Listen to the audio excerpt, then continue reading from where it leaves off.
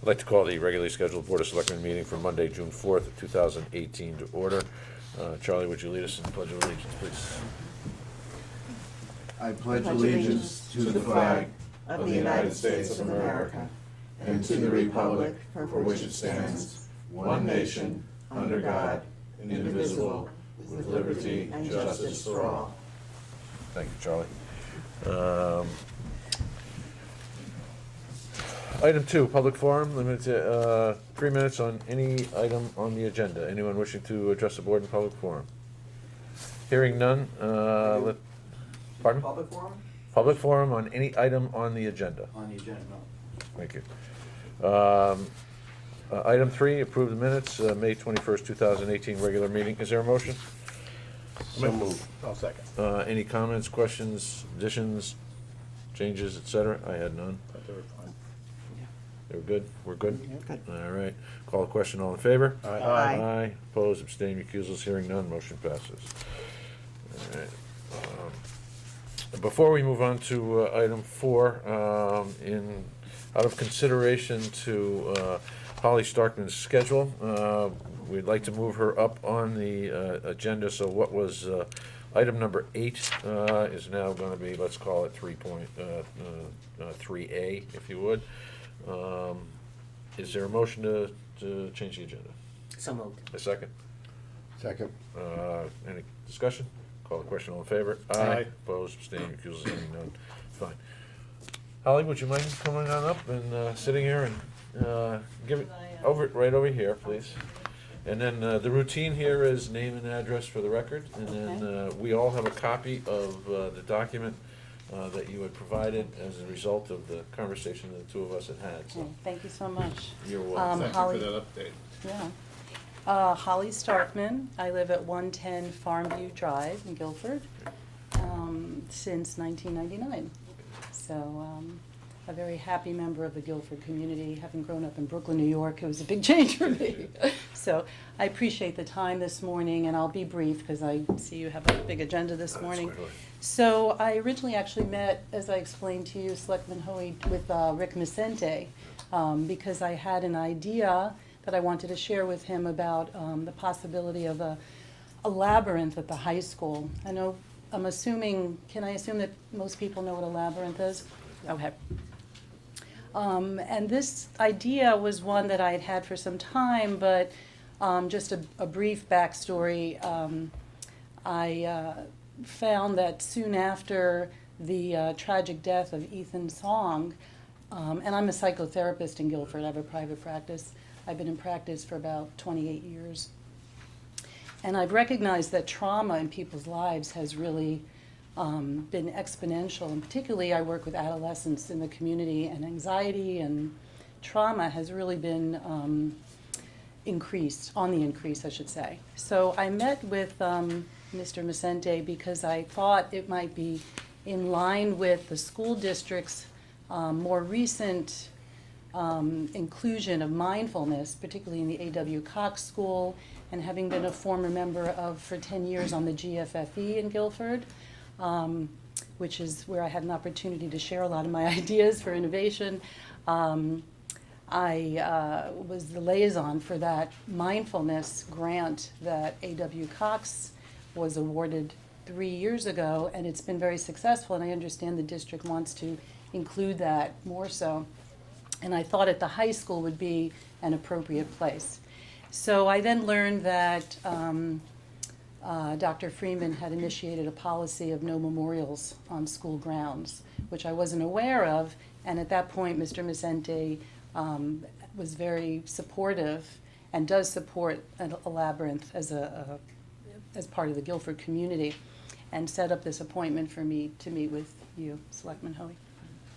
So essentially, the idea of the labyrinth is really not specifically, being a mental health professional, I understand the value of that for individuals, and if anybody is not yet aware, labyrinths are not just used in the healthcare community, but in many different arenas, just for overall well-being and to promote a sense of harmony and well-being for individuals. And there's been research, of which I think I documented in the summary here, some of the research on that, which has shown very positive outcomes. And so essentially, I'm just wanting to present this as something to be considered in the town of Guilford as a community engagement initiative. And just wanted to open it up, and I'm happy to share more. I don't want to take up too much time. I felt the backstory was important, so I hope it's okay to share that. Any questions about that? How large of a area is required for something like this? Good question. It could be, now, I went Saturday to the Pinchbeck Farms. They have just built up, and how nice that they were able to do so. Their sensory garden, and it's lovely. And they have a little mini labyrinth, which is very sweet. It's very small, and it's in the center of the sensory garden, and I'm sure that will, and it's stone, right? Labyrinths, I mean, so, The stones actually fit in this room. yeah, The existing one, you Yeah, mean, at at Pinchbeck. Pinchbeck. at the Pinchbeck, yeah. is that what you're envisioning, very small one? No, Oh. no, a much larger, Approximate area, half acre, quarter acre? 45 by 45 Oh, feet. that's- Something like that, and one that would allow for, because just in case some of you are not yet aware, it's unicursal, so you enter in and you enter out in the same way. It's not a maze. Some people think it's a maze. And so, in our conversations, Selectman Hoey, I'd really liked your thoughts on, if I could include that with your permission, the use of stones, so that it would be something that would be part of a community project, so that individuals involved. And I do see this very much as intergenerational, younger children, older adults, from all arenas within the town and to visitors in our town, so that stones could be placed initially to form, the labyrinth design, but that over time people can bring stones. And I know in Guilford even I've seen where people have shared with me that people have placed as an act of kindness, stones throughout Guilford. Some of my patients have shared with me that they brought into their session, I found this stone on the green. It's like, it's so meaningful to me. I can't begin to tell you what that has meant to some people. It's very powerful. And so in line with, in a similar kind of way, the labyrinth could potentially be a central place in this town, and location wouldn't be for me to decide, certainly, although I do have some ideas, but would be a place where people could gather, either in a formal kind of, as part of maybe a high school program or a mindfulness program in the schools, or the summer program for students, children here at the camp, the town camp, as part of the Park and Rec program. I mean, there are multiple ways in which the labyrinth could be utilized in the town. What do you require from us at this time? Beg your pardon? Well, I think what we want to do is Conceptually. conceptually support the program, put together a task force to address it. And I had actually tasked Holly with coming up with some folks who would participate Yeah, I in see the the planning. names there, And yeah. you did a great job of coming up with some names, in Yeah. addition to probably yourself to be involved to some Me- degree. We to talked. some- to some degree, right, yeah. To some degree. The first step is probably to empower these folks to come up with a plan. Right. Because there's philosophical considerations, but if you get past those and everybody's on board, there's practical considerations of, is it donated land, either Yeah. public or private? And maintaining it. How do you, Right. the cost to establish it and the cost to maintain it, that's the bottom line. Sure. And then you So, get accessibility. right, there's parking some and everything pragma- else, that's yeah. right. Right. Yeah. Yeah, And liability and, absolutely, yeah. I was thinking, well, there's a lot of ideas, but I think that's the first step Yeah. to try to The nail down. pragmatics would be from the committee, Right. you know, Right. to determine if this is viable. Well, our Right. first step is to establish a quote-unquote committee or Right, whatever. that's exactly what I wanted to do. I had just a couple of thoughts. I think it's a fascinating idea, and I can see the value therapeutically and for the community. If not for the rule about not having memorials on school grounds, why would this have to be a memorial?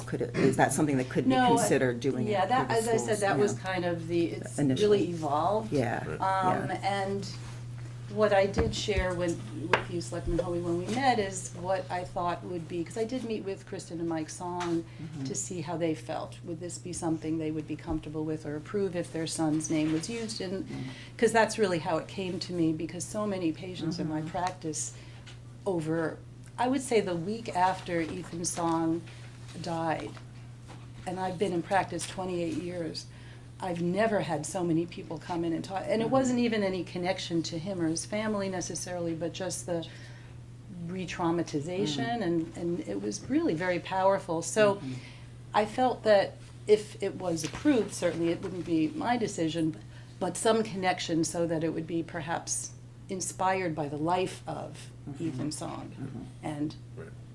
others perhaps in our town, because there have been certainly many other traumatic losses and deaths in this town. Correct. So, I see. Generally, most of the labyrinths I'm aware of are on church, are part of a church. Church, right. yeah. So there's definitely a spiritual element and/or a religious Absolutely. element. So Yeah. that's something I think as government that we need to be careful Careful with. of, exactly. Yeah. That wouldn't be the Concern. emphasis here. It would be generally very inclusive. Right. People can utilize it in a spiritual way if that If they was choose of to. their choosing, but that would not be, that's not my intention here. I also reached out to George Kroll and Kevin McGee to give them a heads up that this was coming, because Kevin is basically the land steward, and also I would anticipate engaging Rick and his team, because it could well be fall under their purview, because they have responsibility for all parks in town. So there are a number of opportunities where this might At go. some point, is there an organization of the churches in the community? Is there one central group, or is that No. something? Okay. No, not that I'm aware Yeah. of. I did find out, I did some further research after we met, and something that, perhaps something to think about. I don't know a lot about this, I must say, but as a social worker, but it seems that there is potential for economic development to have a labyrinth in a town in terms of the attraction it brings and what it represents for Guilford as a town that has an interest in supporting its residents, its community members in such a way. So I did some research on that, and there have been many towns that have found it brought economic development. Just thought I'd add that as well. All right. Holly, thank you very much. Oh, thank you so much for your time, I appreciate it. Okay. Well, we did not necessarily have an item on the agenda to establish a task force. I would entertain a motion that we establish a task force for this purpose. Yeah, I think to pursue, I would support that, or Right. second, or whichever, but, to pursue, some of the things we talked about the mechanics of accomplishing it, and the viability of it, and to contact other groups that might, Susan said, the religious groups. Right. Good. So I'll make Worth that looking motion into. to Yeah, I'll consider, second it, yep. Good. or Any- to establish the task force. Good. Any further questions? Hearing none, call the question. All in favor? Aye. Opposed, abstained, recusals, hearing none, motion passes. Thank you very much, Holly. Thank you so much. You're welcome. Item 4, facilities. Steve Nydorf, been standing patiently in the back, in the alcove. It's at least dry in here. Yes, it is. Good morning, everybody. Good morning, Steve. Today, we're considering and possibly taking action to purchase a man lift. Yes, it's an aerial platform lift. Yep. We have one that is almost 20 years old. It's obsolete, parts are, no longer accessible. Right. So it is time. So I requested quotes from 5 local places. Herc Rentals came back as the cheapest, which I used to deal with them before, for $9,061. Wonderful. And the one we have had a 20-year life at this point already, so. Right. The lifespan must be approximately the same. Correct. Steve, for just everybody out there, what purpose is this piece of equipment? This is so we can access ceiling tiles over at the community center, parking lot lights and stuff. It gives us a platform to raise up on safely. Library lights. They're- Indoor. So how do you transport it between facilities? It goes on our pickup truck. It goes right up on the lift gate. It's small enough, Okay. but So you can use it in multiple locations? correct. We also use That's it to handy. change traffic lights in the middle of 77. And it works Fulton. inside and outside, right? Inside and outside. It'll fit through Yeah. doorways and It's stuff. been Sounds like you've had Why are past we experience. responsible We shouldn't call it a Traffic man lights. lift, we should call it a person They lift. were town-owned, so. There are Traffic town- lights town-owned on traffic 77 The or one town? at Quannapock and the one in front of A Baldwin lift. School. Oh, Yes. okay. Not the- All right. Not, Oh. not the majority, Not- of them, just those two. All right. Okay. Be pretty bad over here. And also, we recently had a malfunction that resulted in an injury to one of our employees. Yes, and it had just been gone through the month before. We've used it once since then, and Right. all of a It's sudden, time. it had failed. Okay. Yes, I figure it was, for what it would have cost to have gone through it, it's almost the price of the new one. So it's kind of a no-brainer. And Steve had suggested that there was an opportunity to buy an older or a used one, but the price differential was so nominal. We have a used one. Good point, good point. And this is is this part of your capital budget, or is this a special? This is, How you doing paying? Came up abruptly. Okay. So you're just gonna work it in with the transfer? We do have something in Mary bonded Jane? money. Bond money, yeah. Okay. I want just one. I know the policy is to get bids, but we don't necessarily have to go with the lowest bidder, so are you comfortable with going with the lowest bidder? They're all identical equipment, Oh, okay. and I've worked with them before. They're the ones who used to maintain it. Okay. And Where are they located? they're out across from like Corrugated Container out in North Haven. Oh, Oh, yeah. And is there a service contract with that as well, or is it? I bring it every year for a yearly maintenance, which is in my budget. Okay. This one's warranted for, I think, 2 years. Oh, good. Great. Good. Anything further? Is there a motion? So moved. Second. Call the question, all in favor? Aye. Opposed, abstaining, recusals, none? Thank you, Steve. Thank you very much. Carries. Susan and I voted for the man lift. Have you ever been on the lift? I've been near it. Item 5, Health Director Dennis Johnson.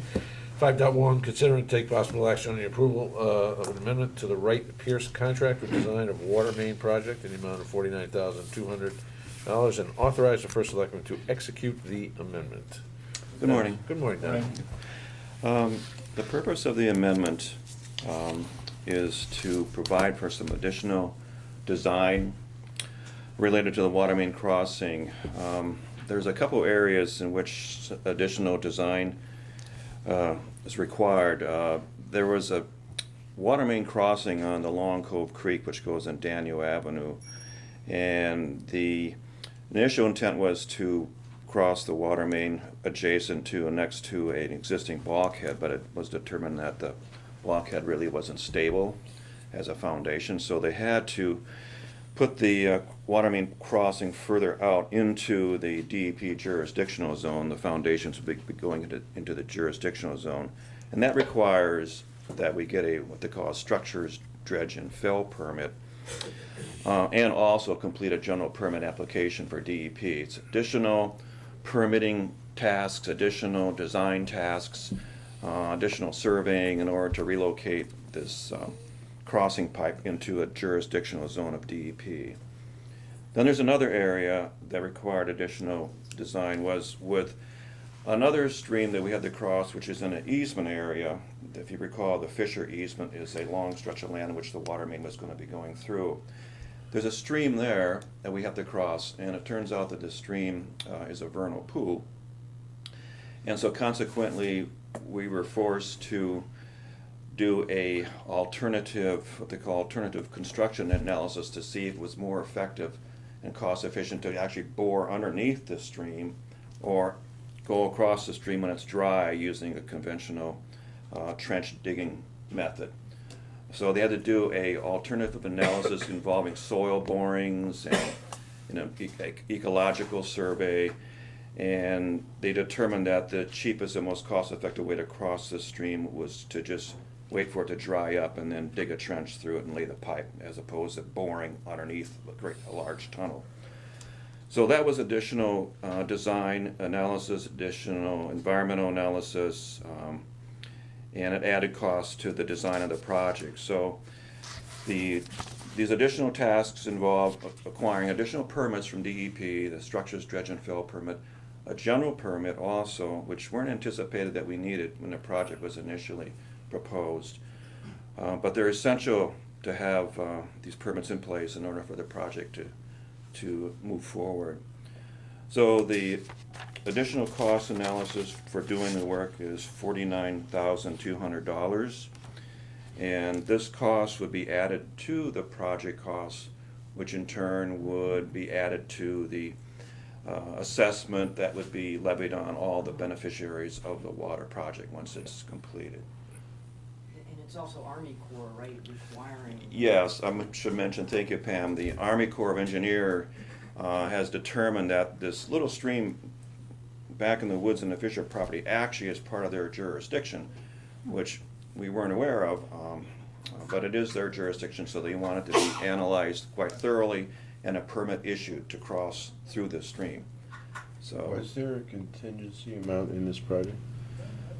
yeah, there was an original 15% contingency amount in the project. How does that compare to this dollar amount? This dollar amount is quite a bit less. I think the contingency was something like $300,000 based upon it. Do you foresee any other potential permitting issues ahead of us? No, I can't foresee any. I think we've acquired every permit DEP has at this point. I mean, it's Okay. unless something unexpected comes up, I Okay. can't see Yeah. anything else. Good? Any questions? Sounds necessary. Okay. Good. Is there a motion? So, a second. Any further questions, comments? Call the question, all in favor? Aye. Opposed, abstaining, recusals, hearing none, motion carried. Thank you, Dennis. Thanks, Dennis. Item 6, Park and Recreation, Rick Maynard and Terry Holland Buckley, come on up. There are 2 items. 6.1 is to receive update on the purchase of a new bus, and 6.2 would be to discuss and take possible action to approve contract for the annual fireworks display. Good morning. Good morning. We're gonna take 6.1 first, which is the purchase of the new bus, please. Yeah, I'll have Terry take the lead on that because she's been doing all the preparation for that. Okay. The next step in purchasing the bus has occurred. We signed a contract for a bus for $69,248. That includes a $54,400 grant, federal grant. Some of the features, as part of the process, Rick and I met with both Ralph and most of our bus drivers to get their input on some, because there's a lot of features. You have a base bus and you have a lot of features you have to decide on. And some of the things that we decided on were Ralph, maintenance-related, safety-related, and comfort. We need to get a little bigger engine because it's a 20-passenger bus, so that was one of the added costs. I recommended that we upgrade the air conditioning and heating system because the ones we have now, especially in the summer, do not work very well. So that's a comfort item. A couple safety things. We got a couple extra grab handles when you go into the door, on the back of the. All those things are considered extras. A handle as they walk down the aisle, something to hold on to each seat as you go back. We also upgraded the suspension system. I don't know if anybody's ever ridden in the buses, but you need as much suspension as you can, especially when we head up 84 to go to some of the theaters up there and you hit those bumps. Ralph recommended that we get the composite skin, since we do tend to hold on to these buses for quite a while, and that will protect the exterior of the bus. LED lighting. We also got the fabric ceiling, which absorbs noise, helps the bus drivers concentrate. A couple of features we got for the drivers were running board, automatic mirrors, and adjustable seat, because we have bus drivers that range from 5'8" to about 6'2". So, you never know which driver's gonna get into which bus, so that makes it easier for them to adjust. And then we did get some wheelchair features. We upgraded to a better securement system for the wheelchairs. And then we also got a new feature that they offer, which is the back 2 seats on the driver's side can fold up, so that it could become a 16-passenger with capacity for 2 wheelchairs, which does occur sometimes, and we end up having to take 2 buses because we have 2 wheelchairs. It also makes it easier to maneuver the wheelchair once you're in there. The bus we have now, the drivers have to almost kind of lift and scoot the wheelchair around, and most of our drivers are 70 and above, so this will make it so they can go in and just, turn the wheelchair and then secure it easily. So those are some of the features that we decided on.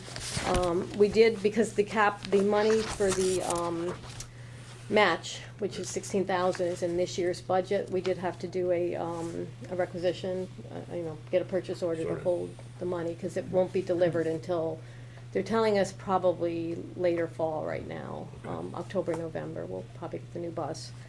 And then we did also have to hold a little money for tactical, because we will need to put a new radio Radios. in the bus, so that's where we're at with What it. is the base price of the bus? The base price was, it's right here, 55,608. And then the added features were an additional 13,640. And if we're going to get delivery in late fall, it must be at 2018, is it? Yeah, they're gonna be They're working actually on. building it right now. They're custom built, according to the okay. specifications. Oh, okay. Yes, it's in the process of being built right now by Ford. Okay, and the warranties obviously don't click in until we Yeah, take it. yeah. It will be delivered by Matthews Bus Company, which is who's the in-between person, the purchaser. They deliver it, they do a training session with the bus drivers and the maintenance people at the garage, because our public works will be in. Other than the responsibility. features with the wheelchair and that type of thing, it is generally the same size that we have. Yes, and yeah, it's a everything. 20-passenger, standard 20-passenger bus. Can you describe how you satisfied the procurement requirements of the grant document? It was through the state bid. They Oh. had, Matthews Bus Company had the state bid for buses. They awarded, I think, around 50 grants this year. So there was about 50 different towns and agencies that received buses this year. Okay, pretty good deal, I mean, our out-of-pocket costs, yeah. Only cost the town 16. Well, it's not only, but, you put it in perspective, I know the buses are not new. We do about 44,000 miles a year right now on the buses, on the ones that we have. Back in the days when we used to lease them through the Greater New Haven Transit District, their useful life was, 75,000 miles or 5 years, something like that. We are way, way beyond that. Yeah, we're at 10 years on 140 on 437. So just roughly, how many trips a year do you think are we I don't put have She that together? does figure. report every month for the commission. Boy. A lot. Yeah, I could It is- easily get it, Yeah. but Okay. I I off the top of spent my a head, day I on can't it think of distributing Oh, yeah, holiday distributing things and the everything. baskets. Well, I engaged in conversation with the driver, and it is remarkable the use those things get in the mileage. I have 3 drivers And on it's today, also- from 8 to 4, flat I'm out. glad we're getting a suspension. Yeah. You can lose your feelings on the other ones. Yours and bumps. It brought back memories. All right, Terry, thank you very much for Okay. that update. All right, Rick. So fireworks, this will be our 19th year. We started in 2000. And we solicited quotes from 4 companies, and 2 were no quotes. One was Legion Fireworks, and they just said they're flat out busy that week and they couldn't do it. And the other one was Blue Sky. Blue Sky has quoted in the past, and they really don't meet the qualifications, they don't meet the specifications anyway. But we did get quotes from Zambelli for $15,000, and Atlas Pyrovision Entertainment, which is a company we've had every year, for $12,250. I know the fire marshal is always happy that we have Atlas. They're very, very professional. Whatever they is in the spec, they have everything there, there's no question about substituting things or whatever. The safety record is very good, I'm gonna be careful, because now I'm gonna have a problem, but it's been very safe. And the show is always great, I mean, I'm sure you've seen it, it's a tremendous show. Yeah. So it's $12,250, and that would come out of our program account. Wonderful. How does that compare to previous years? It's actually the same as last year. Yeah. Wonderful. Anything further? We don't have to vote on that. Yes. Oh. I move to approve the firework company and the money. Second. Call the question. All in favor? Aye. Opposed, abstained, recusals, hearing none, motion carries. Thank you very much, Rick. Thanks, Joe. Bang up, Joe. Do we have to move the bus? Yeah, We don't have to vote on the bus, we already did. Oh.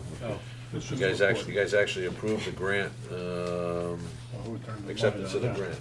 We did that much Yeah, earlier. yeah. Thank you. Thank you very much. Item 7, town engineer, Jim Portley.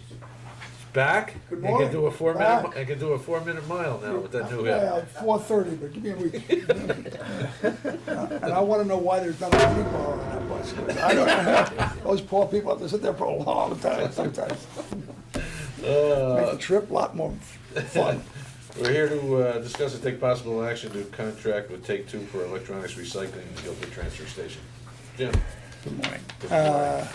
We were informed back in May from Covanta, Covanta, that they no longer were gonna be servicing the state of Connecticut, to be withdrawing, which kind of put us in a scramble because they plan to cease operations at the end of June.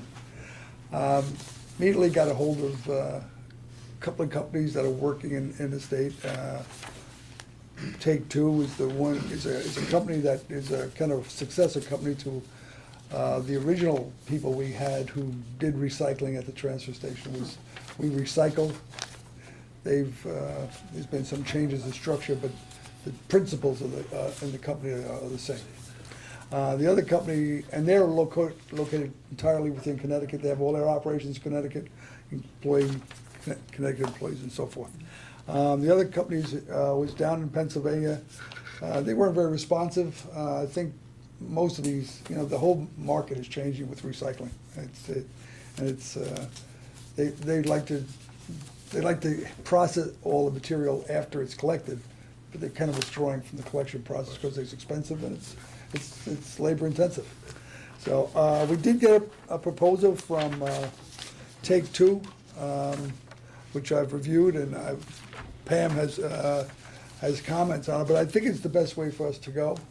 Take Two is a very reputable company. I've known about it for years. They presently have run some programs for Madison in one of their schools.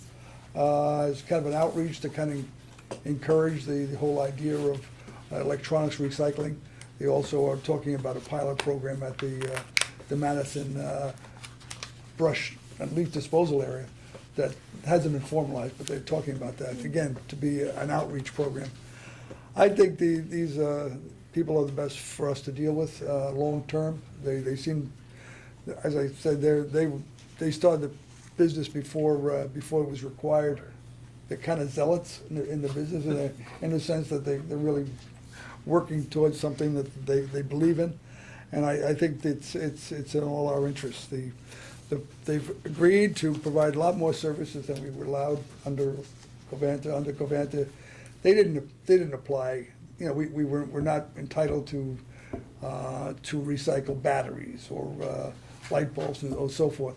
But they took them because people dropped them off, and we did have a container for them. But under the Take Two agreement, that's all covered. They will process all that, and they will give us money for things that we have been collecting that were originally under the Covanta agreement. We were, they could take, but they didn't give us any money for it. So, and they're gonna give us a small, they get a penny and a half a pound for things like, non-covered CED items, they call them. I think it's a good deal. First of all, I think it continues the program we could offer our people at no cost. This whole recycling operation is at no cost to the town, which is, I think, and the little bit we get back helps defray the cost of the operation. So I would They're all recommend. deep approved and all that. Oh, yeah, they're very tight with DEP, because they, as I said, they're the zealots. They're the people that kept this program going. The electronic recycling is just a nice opportunity for folks Yeah. to solve a problem that everybody Yes. is faced with. I mean, these things are, they have a shelf life and there's no fixing them It's after amazing. 7, 8 years. Yeah. And so you gotta get rid of it somewhere, and frankly, it's run very well in all candor, you know, so It's very credit easy. is due. So, and hopefully these folks can continue that good work, but, I mean, you guys deserve a lot of credit for having that well organized and well run. Well, I think it's been something that, going back to when recycling first started, it's just a process that continued. Guilford was always on the cutting edge when it came to recycling, going way back 40 years ago. Used to be right back here. You all remember the big bins of glass and all the paper and everything else. So when we built the transfer station, moved over there, and the people who started on a volunteer basis, they really deserve all the credit for, we just continue the process. And this has worked out for us. The matter of fact, the manager who works for Covanta, in charge of collection and so forth, he's already, I think, been employed by Take Two. He's been in contact with our folks over and our experience with them has been terrific. I call them on a Monday, they're picking up on a Wednesday. And we say, okay, it looks like things are full, let's move out and get a new container. Is there anything Take-Two needs from the town of Guilford that we didn't have to provide in terms of manpower or setup or anything that's Nothing. difficult for us? Matter of Okay. fact, they offer much more services. And no, I think it'll be a very seamless transition. Once we get the contract worked out I'll under Pam's direction, and we can just advise Covanta that we're switching over and then we're back, just continue the operation. Yeah, I want to lend my support to this as well. I had the opportunity to meet with Take-Two, the principal, and their lead sales individual or account manager. Pam, Jim, and I met with them. I was very impressed with them for a couple of reasons. One, they are on the short list of the approved vendors by DEP. Two, they're a minority-owned business. It's two sisters that own the business. Three, they have a strong social conscience as a corporation. They hire disabled workers. They're in a big way. We're not talking about a couple of people. They have a commitment to it. Lastly, as Jim mentioned, we asked them to do a price comparison based on the tonnage or the amount of materials that were reported to DEEP as being collected from our facility. And with their rate structure, we're not talking about break the bank kind of money, but it's about $3,500 in revenue coming back to us versus the $1,500 that we got from Covanta. So I see plenty of reasons to move forward with this. Absolutely. Great. So, all right, is there a motion to approve entering into the contract once town council has finished with her changes of the, yes, her red line. And approval of. I did get So the moved. emails. That's right. Is there a motion? Yes, so moved. Is there a second? Second. Call the question, all in favor? Aye. Aye. Opposed? Great. Thank you, Jim. Thank you. Feeling good. Thanks, Jim. Feeling good. No, great. Yeah. Yeah, terrific. Not a 4-minute one, I guess. Close. Okay. All right.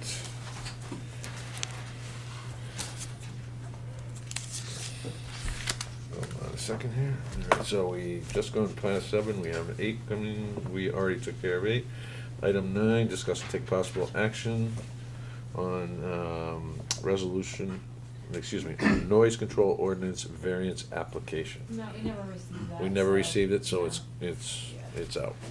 That would be That's what I coming thought. from ZBA, who's submitting It was that to something us? from an event at the fairgrounds, they were gonna submit it, I guess it got approved by the police department, it was supposed to come to us, but Okay. it went back to the person, and they never dropped it off to get it on the agenda, so I'll have to be on the next meeting. All right. So, we're on to item 10, consider and take possible action on resolution for Sustainable Connecticut Initiative. This is the resolution we need to pass in order to start the process with the Sustainable CT organization. As we talked about last week, a couple weeks ago, we're moving forward with reconstituting the Energy Task Force. I already have I think four people have expressed interest, maybe five at this point. So at this point, I think we have to designate an individual as the primary contact point for this. Tracy, is that? So I think until such time as we have that committee formally constituted and the chair of that committee, I will be that individual that is the point person. If everyone's okay with that. Makes sense. Does that make sense? So that's just a resolution we'll have to sign later? and- Exactly. Exactly. Are we, we I'll good? make a That's motion fine. in support of that resolution. And a second? Second. Call the question, all in favor? Aye. Aye, opposed, abstained, recusals, hearing none, motion passes, thank you very much. Okay, item 11, appointments and resignations. 11.1, act on a recommendation to appoint Joe Nugent as an alternate to the Conservation Commission to fill a vacancy for a term to expire February 28, 2022. Is there a motion? So moved. A second, all in favor? Aye. Opposed, abstained, recusals, hearing none, motion passes. 11.2, act on a recommendation to appoint Wendy Furness as an alternate to the Inland Wetlands Commission to fill a vacancy for a term to expire February 28th, 2020. Is there a motion? So moved. Second. All in favor? Aye. Opposed, abstained, recusals, hearing none, motion carries. 11.3, act on recommendation to appoint Jason Marchi as an alternate to the Planning and Zoning Commission to fill a vacancy for a term to expire February 28th, 2019. Is there a motion? So moved. Yeah, Is there a sorry. second? I'm gonna bring up, I would like to discuss this a little bit. I received a couple of correspondences from folks in the community who raised concern about Jason going onto the board with the opportunity to deliberate on the U-Haul decision, when he has been a vocal participant in some of the hearings. So I would like to table this until the decision has been reached by the Planning and Zoning Committee on the U-Haul, or approve with his commitment to recuse it. Pam is left. Yeah, You gotta his figure out commitment to Yeah. recuse I'd it. rather the best table way it to in handle that it. Let's table. Table Yeah. it. so Table, we'll- 'cause I That way there's no. think that hopefully that whole issue is gonna be resolved one way or the other Wednesday. I think. Wednesday, Right, so. right, Good. yeah. Okay. Good It is plan. fully our intent to Appoint- approve Jason, yeah, approve. in my intent. Makes sense, However, yeah. Don't wanna but there was a bias it. question Yeah. raised in at least two correspondences that I received related to that. And he's going on as an alternate anyway. It's going on as an Yeah. alternate, Okay. right. All right, so But we're gonna still. table that? Sense, yes. Yeah, All right, is there a motion to table? so moved. Second. All in favor? Aye. Wasn't the other motion made to, don't we have to remove that or something? No, a motion to table supersedes a motion on the, Okay, on okay, good. on the You floor. don't have to withdraw it. You don't have to Right. withdraw. 11.4, act on reappointment of Charles Haverda to the South Central Connecticut Regional Water District Representative Policy Board for another term to begin July 1, 2018, and expiring on June 30th, 2021. Is there a motion? So moved. A second? Second. Charlie has served on this, in this capacity for a number of years, and I would wholeheartedly like to see him continue to represent Guilford on this board, so. Excellent. Call the question, all in favor? Aye. Aye. I Opposed? just do want to make the note that, while Regional Water Authority doesn't serve water supply here in Guilford, it does own a substantial amount of property, and that's why we are involved in the Regional Water Authority. So they have representatives from the affected as well as at-large members, is that how that works? Yes, anybody that's served or owns property and that type of thing. Okay. And I have had to become involved in, we had the sale of the house up on Great Hill, and we had the trails issues, so. I have to recuse myself. No, you can vote for yourself. No. Or against. No. Vice maybe. Exactly. All right, so let's call the question again. All in favor? Aye. Opposed? Recusals? Abstained? Abstentions? Okay. Motion carries. Congratulations, Charlie. 11.5, act on reappointment of Elise Lowe to the Cable Advisory Council of South Central Connecticut for a new term to begin July 1st, 2018, and expire June 30th, 2020. Is there a motion? Yes, so moved. And a second? Second. All in favor? Aye. Aye. Opposed, abstained, recusals, hearing none, motion carries. 11.6, act on reappointment of David Weinberg to the Cable Advisory Council of South Central Connecticut for a new term to begin July 1, 2018, and expire June 30th, 2020. Is there a motion? Yeah, I'll make the motion. I'll second. There's just a comment in the letter that Mr. Weinberg may be moving. Yeah, but he is. But in the meantime. Yeah, in the meantime, Fine. he has agreed to continue to serve. Until such time. Until as such that- time. Okay, as great. that occurs, right? So call the question, all in favor? Aye. Aye. Opposed, abstained, recusals, hearing none, motion carries. Item 12, correspondence. Anybody have anything else that they want to bring to us as terms of correspondence? I had sent an email around about Yes. the Guilford Yacht Club having Right. the opportunity, I guess I'll call it, to donate certain docks. Right. And I just want to put it out on the table and make sure everybody knows I had somebody reach out to me from there, and that's a possibility, that's something we may want to consider. And we will, so I will, What department would deal with that, Public Works? Well, I think it's Marina interesting. Commission, Marina Commission primarily. Unless somebody Okay, thinks. well, we'll have somebody from, because there are, I mean, they're docks, but they're concrete docks, so they require very special handling and care and that type of thing. I asked that question, and I was told that they would be able to and willing to transport them where we wanted them. So, If there's a use, it's a great opportunity to recycle things, but I think they're new ones too, if I'm not mistaken. so. Well, then you want to authorize me to Yes. work with the Marina Commission and Park and Rec, if even Quantipoc is a possibility, right? that's what, just was, somebody was throwing out ideas. Yes. So, yeah. I will do, we will do so. All right? Anything else? Committee reports, we have none. Well, Yep, I'm sorry. This is an unofficial report, but the Committee for Economic Development, which I chair, we are working with Karen Patriquin, architect, to continue to find a suitable location to develop more affordable housing in town. And it's a slow process, as I've reported before, but we are making some progress, and there will soon be opportunities to present to the entire public some plans that I think are going to be very interesting and exciting, so more to come. Excellent. Thank you. Old business. I have one item of old business, and this is coming back to some comments Lou had made when he was asking questions about unpaved roads in town. I happened to have the occasion to be on one of said unpaved roads yesterday with Bill Bloss as we were on a celebration of the Connecticut Trails weekend. Bill led the hike, and ostensibly I was a co-leader, but it's hard to do that from the back of the pack. But nonetheless, as we spent a significant portion of time walking along what was a pathway, or at one point it was a road, and it's actually Marsh Road, a town-owned road through the middle of the Westwoods property.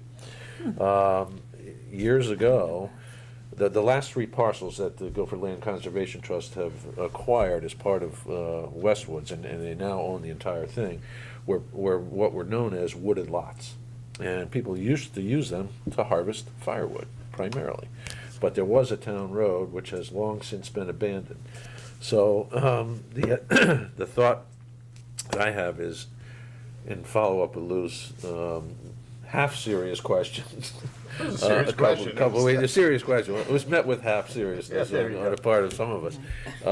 To take a look at, get an inventory of those roads and see what we're going to do with them long-term. Does it? Do you mean just the abandoned dirt roads, or Oh, no, the all the roads? dirt So that roads. we will know how Yeah. many dirt roads there are. Exactly. Well, in that's the Guilford. primary reason. I'm feeling like a prophet here. Well, and it makes sense to do the abandonment process too, Right. Yeah. so Yes, it that does. Yeah. it is defined. Right, and then, in particular, if this, Marsh Road has been abandoned, why wouldn't we consider just giving it to the Yeah. Conservation Land Trust, because it is completely engulfed by their And property. it's kind of being somewhat managed by them, right? It Exactly. avoids the ambiguity of Yeah. somebody sort of Right. making an argument that they can use it in some other fashion. And Yeah. responsibility There's and all lots that. of, yeah. lots Yeah, of a lot good of reasons. That's reasons. great. And it serves as a primary trail, one of the primary trails. Right. This highlights the amazing amount of work that some of these volunteer groups do in town Yeah, and exactly. to our collective benefit. Good. All right, so I will take that. Any new business from the board members? Public forum, limited to 3 minutes on any issue. Anyone wishing to address the board, please come up, state your name and address for the record, please. Hello, Good morning. good morning. My name is David Young. I live at 87 Oxbow Lane, Guilford here. I've been a member of the community since 2003. And as a long-term member of this community, you know, in the previous community I lived in, I was before going into medicine, actually, I spent, 8 years on doing EMS and fire. Also was a police and fire and EMS dispatcher for the town of Woodstock, Vermont, before moving here. And, Guilford appealed to me because it reminded me of Woodstock. Actually, beautiful town. But to that end, our family has always been, involved in the community with the police, with fire, with EMS. We've instilled a sense of social responsibility in our children, and a sense of respect to our community and our neighbors, and to do the right thing.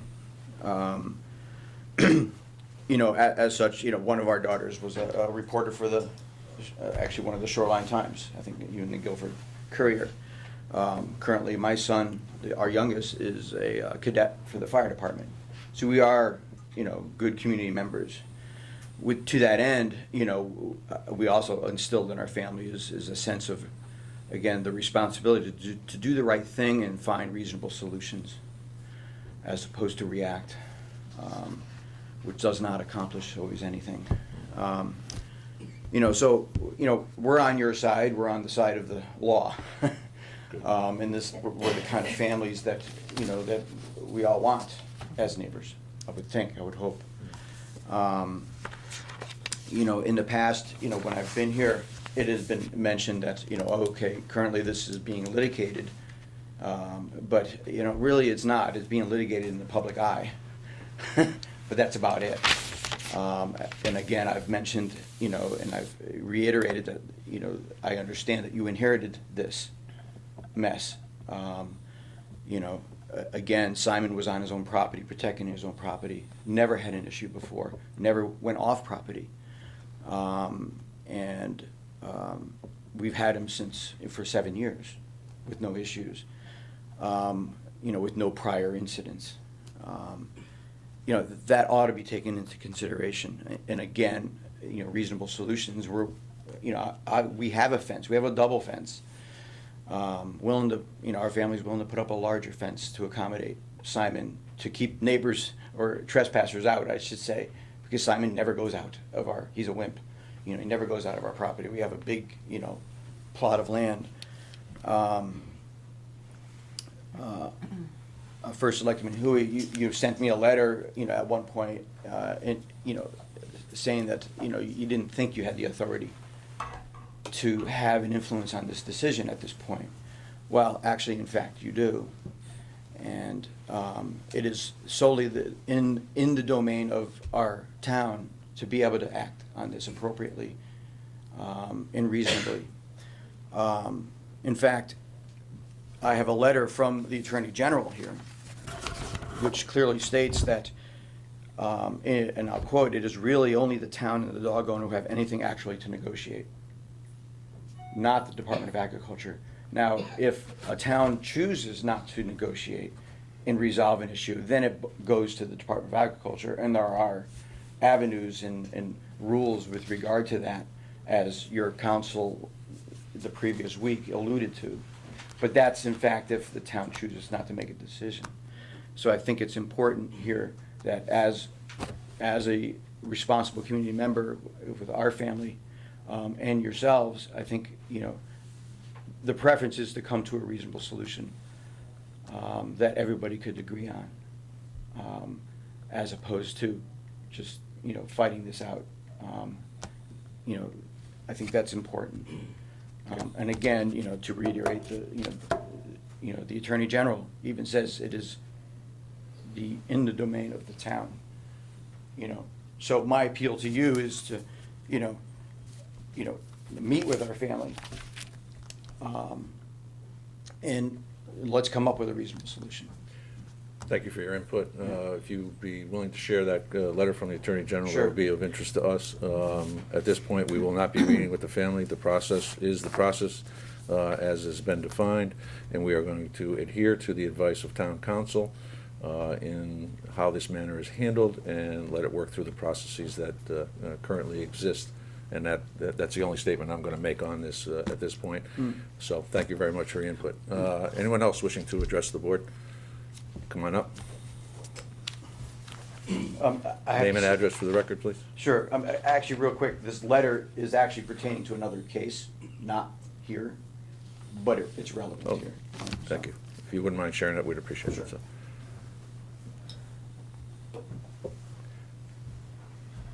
Hi, Name and everybody. address for the record, please. Good morning, my name is Cindy Vaporis, and I am from 7 Alpine Drive in East Haven, Connecticut. I am a member of Desmond's Army, and we are victim advocates for animals and for people who have been wronged, either by fighting, people not feeding their animals, not taking care of their animals. Right here, what it seems to me is, this is legalized animal cruelty. You are going to take this animal who is on his own property, minding his own business. A trespasser comes in. What does a dog do? What does an animal do? That is their nature. He protects his family. Okay? I know that you folks all understand this, but this is sending a message out saying we can just kill things. They have no meaning to us whatsoever. Okay? Think of it as being your animal. All right? This dog is taken care of. This dog is a family member. These people did the right thing.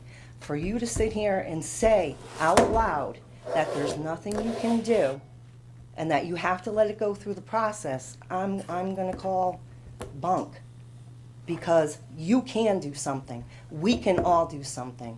I take my time, my precious energy, because I am disabled, okay? I don't do this because I have nothing to do.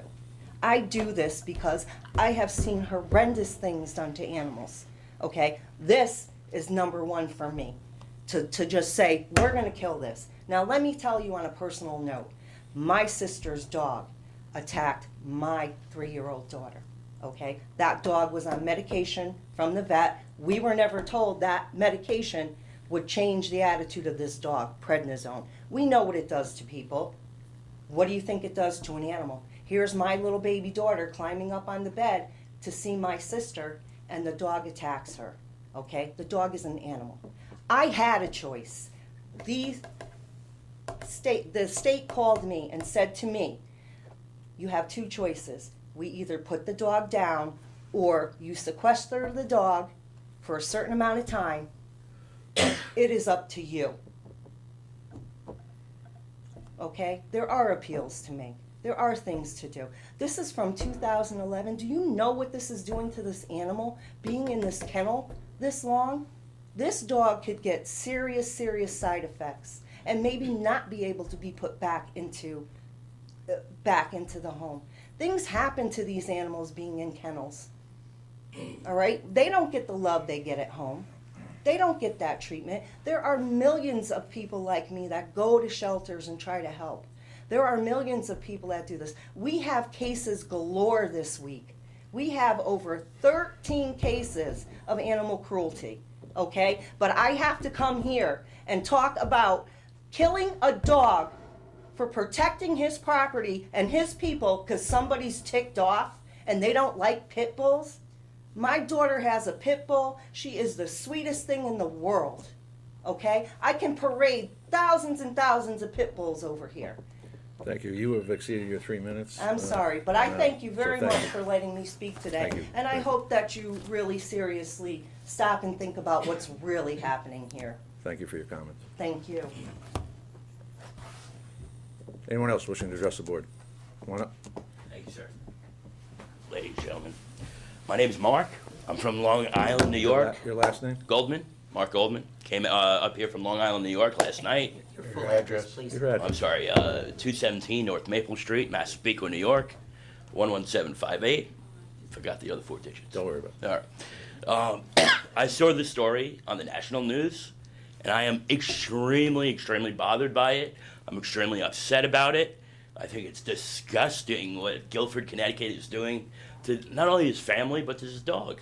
This dog was a rescue dog.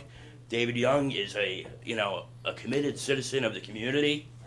I think it's ridiculous how maybe the kid's parents are politically connected, and this is why the dog's not being released to the family.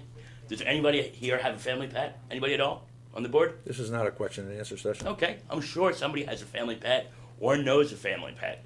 If your family pet, if one of your family members were being taken away, wouldn't you be upset? This is not going to stop. I mean, this was on the national news. This is going to be on the local news. This is going to be on news all over the country. So either we could settle this situation, or we could just keep on putting you guys on the news. That's all. So I think a settlement, just some kind of settlement, would be nice. The other situation is, I understand the police commissioner threatened Mr. David Young to make this story to go away. I'm not sure if anybody's heard that yet, but it's been all over the news as well. So I think that's disgusting. I think it's horrible what you're doing to this guy and his family, and litigation, just everything on top of it, on and on and on. I appreciate the time, really, really do. I hope to never come back here again, even though my night in Guilford was beautiful. Thank you very much. I did slip in a puddle, but other than that, I love the town. Very nice. So thanks very much. Please save Simon. Just save Simon. Think about it. Think about it. If you had a family member in jail or on death row, wouldn't you go and see him? Wouldn't you be pissed off? Wouldn't you be upset and passionate? That's all. I thank you, everybody, for your time. Thank you very much. Smile. No? Okay. Thanks so much. Thank you. Anyone else wishing to address the board? Here. This concerning dogs? Yes. Okay. Come on up. You have to forgive me, I'm in a little dark. My attorney called me yesterday, said they're gonna have a meeting here yesterday, today, so I imagine that's what it's all about. Well, no, this is a regular Board of Selectmen meeting. Oh. But you are certain that this is public No, forum. This is public forum at the end of our meeting where residents or folks are able to speak on any item that this board would normally consider. Well, I don't belong to Guilford, I'm from Milford. We've allowed I'm in other folks Fairfield. from out of town to speak here today, so why don't you sit down, have a seat, give us your name and address for the record, and then share with us your thoughts. You have 3 minutes to do so. Okay, I don't know if this is pertinent. Name and address. Your name My and name address. is Michael Kayak. Yeah. I reside in Fairfield, Connecticut. Your street And- address, please. Street address. Excuse me? Street address. Oh, 61 Lynn Street in Fairfield. Thank you. And my attorney told me to come up and express my opinion on this.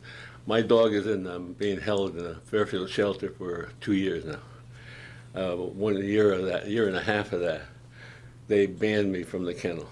I have not seen the dog. I don't know if it's alive or dead or whatever it is. And the problem is based on the police department. The police chief should not be the police chief of the town of Fairfield. He's supposed to be reside within the town of Fairfield itself. He does not. He resides in Bethany. He lied to the police commissioners to get his position, and he's the one that seized my dog. And the board of Department of Agriculture is the only one that can change any orders on the dog. And the dog was being held with a restraining order. He got word that when he was a 1-year-old pup down in Florida, the previous owner owned him, that there was a dog bite. The dog got excited when the kids were fighting with each other or something to that effect. And he used that as a thing that 2 bites, the dog is for disposal. And he refuses to move on the thing, and my dog is in there improperly, basically, because he has no authority to do as such. He doesn't even supposed to be the police chief in the town.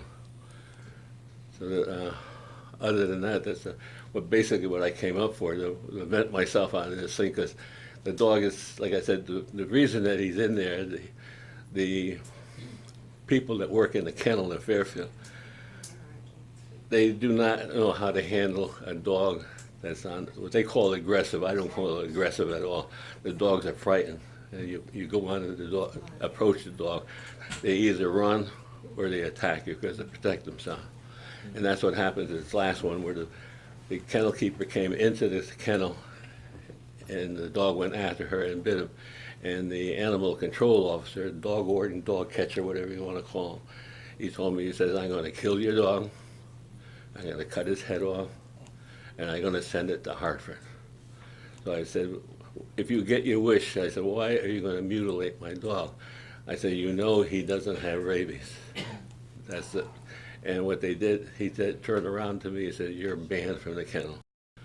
And the police chief, his direct supervisor, Captain Smith, they all side with him. And he had shown his opinion on my dog before that, because one time his wife, who works there on the weekends, swore at me, and I called him down. I said, you know, he talks to him every night. You've exceeded your 3 minutes, so if you could just Oh, wrap up, okay. please. Just wrap up with a final statement. if you I would. thought you were being generous. Yeah. Well, she swore at me, and he had a little meeting at the end of it, and he says, I'm fed up with accommodating your dog. He says, I want him out of here, basically. Okay. And that's what they said. You know, I think he's being held improperly. You know, the police department is crooked. You're talking about Fairfield. Fairfield, Connecticut, police department. I have written many, many letters to them, and then what they do is they shut you off. Actually, kind of- They draw the horses, the wagons around the police department, and you cannot get into it. Okay. Thank you very much for Okay. sharing your comments. Is there anyone else who wishes to address the board? Excuse me? No. Oh. This is for the general public. Anyone else wishing to address the board? Hearing none, I'll entertain a motion to adjourn. So moved. A second. Second. All in favor? Aye. Opposed? I think that carries. Thank you.